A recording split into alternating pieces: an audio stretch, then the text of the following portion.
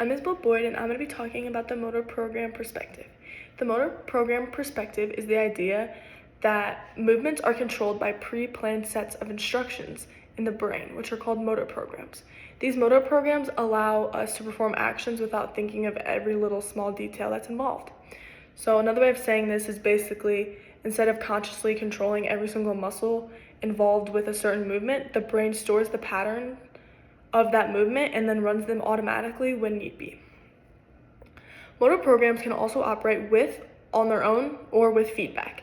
The open loop part of the movement provides the initial organization, meaning the movement is planned ahead of time before it even starts. Then, if need be, the feedback loop happens, where the movement can be adjusted before it actually occurs for corrections.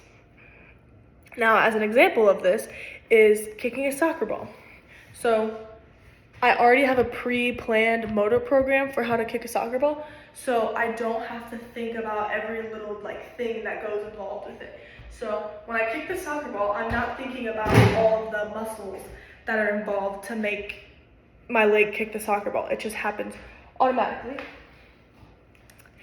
And there are also some limitations to the motor program theory. One is the novelty problem, which means it does not fully explain how we are able to perform new or less practiced movements. So this becomes really apparent in situations where you're not as well skilled or practiced.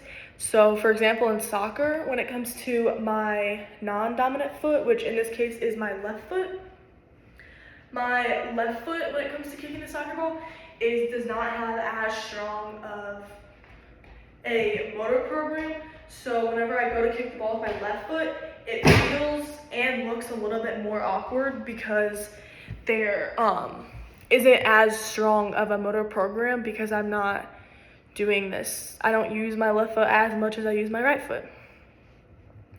Another limitation is the storage problem, which basically says that it's unrealistic to think that the brain stores a separate motor program for every possible movement, because if you think about it, there's endless combinations and different movements that we perform throughout our lives.